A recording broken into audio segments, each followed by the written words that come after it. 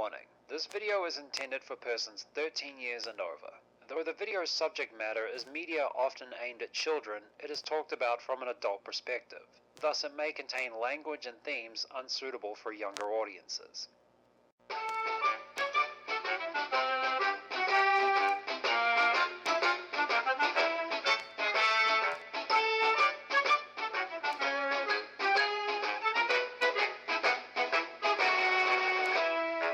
What up, snitches? I'm the Animaniac, and originally I was going to review today's show as part of a Muck Putty triple billing, but I heard from a friend who works there that the Barefoot Bandits' third season isn't in production yet, and Two Mickey Space just began its production. And based on that, I figured it wouldn't be possible to get reviews of them out this year. So instead of doing the Owl House as I originally planned, I decided to push it back to April and do this in its place. I give you Quimbo's Quest. Told you I was going to get around to it. Alright, so Cohen Holloway plays a curious anomaly that goes on adventures around the world to figure out what he is, while evading capture from a bloated, bizarro smurf and the mental projection of his father telling him he's nothing and that's all he'll ever be. I really wanted to get through this, but when I started to, the only means of doing so was through the TVNZ On Demand website. And I can only play an episode if I turned off my laptop's VPN, and even then they constantly buffered. Now I understand why they call it ultra fiber. So because of a combination of anxiety from being on a website forcing me to expose my personal information and frustration because the episodes won't load fast enough and won't cut down on stopping the episode, I focused my attention on other things. Then the stress towards the series was finally over when TV2 decided to air the entire first season every weekday starting mid-November of last year. I forgot to mention this in my reviews for Tales of Nine-Eye and Jandalburn, but those shows and Quimbo's Quest have backgrounds that I believe are influenced by children's picture books. I thought of this as I constantly saw an ad for an on-demand show called Goodnight Kiwi, and how they are composited gives an occasionally grand feel to the scenes. The designers did seem to have a bit more fun making some wild expressions for Quimbo. On top of Cohen Holloway being given the freedom to flex his voice acting chops, without some obnoxious camera tricks to distract from, to a point where I didn't even recognize him until I saw his name in the credits. Now, the real names of the show's main villains are an animal hunter called the Nefarious Nab, and an overly critical worm who lives in his hat named Tobias. And honestly, I am not amused. I mean, I recognize Nefarious as the bumbling villain whose failures you could set your watch to, but I'm unimpressed and annoyed by his presence while watching this season. And the criticisms Tobias served to him aren't as clever or as savage as I had hoped to hear. If more people lowered theirs, the Nefarious Nab would be married. The character animation is the usual for Muck Putty. Detailed character models moved around like digital puppets with the ability for the animator to swap out differently positioned body parts and mouth shapes in Adobe Animate. Flash as it was previously called. And just like the Barefoot Bandits, for the most part, it's distracting when it doesn't match the energy of the chase scenes and the sneaking around effects don't match the sneaking animations.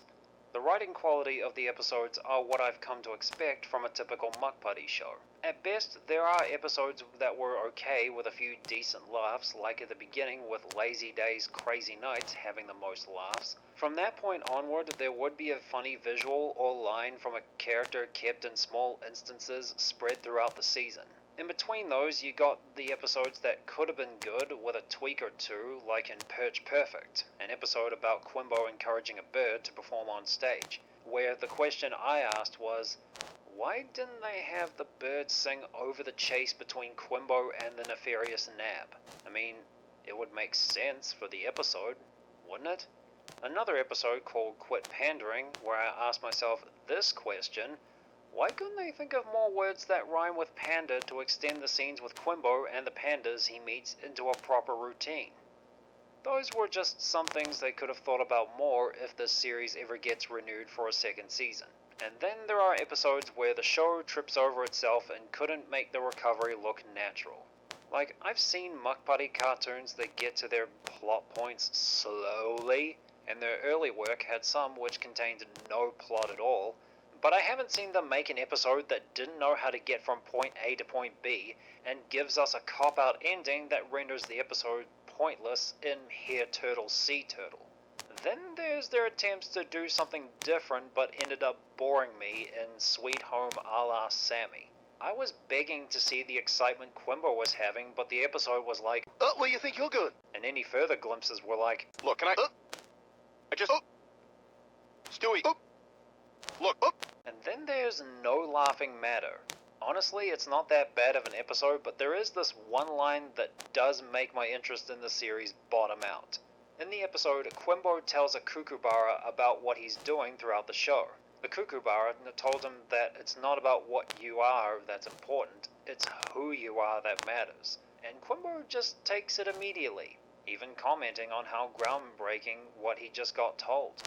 First of all, that line sounds very self-congratulatory for whoever wrote this episode. Second, isn't Quimbo trying to figure out what he is one half of the show's premise?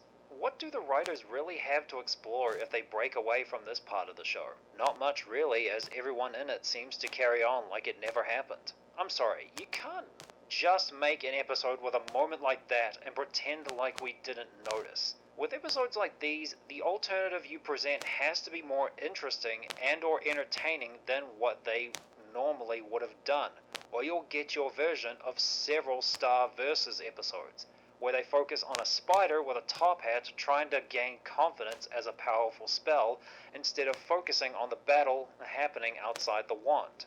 In Quimbo's case, I felt confused because I wondered what the point was, bored because I didn't really care about what was going on. I'm sorry, I'm not into Sammy, I don't think she's a totally funny character. And angry because I missed out on what they could have given us instead. Perhaps it was another way of them trying to keep on top of their already tight animation production schedule. Quimbo's Quest was a mixed bag. Like the other new Muck Putty shows that came out during this time, it has gorgeous backgrounds and character designs, but while its episodes aren't as enraging as Jandalburn, they weren't as good as Tales of Nine. Quimbo was something in between. Something acceptable. Guys, what are your thoughts on Quimbo? Let me know in the comments. If you guys want to stay updated on future videos and see some cool artwork, be sure to follow me on Twitter, Facebook, Tumblr, and DeviantArt, and be sure to subscribe to my backup channel over on BitChute. The links are in the description. And if you want to be the first to know when a new video will be up, ring that bell after you subscribe. Thanks for watching, and I'll see you guys next time.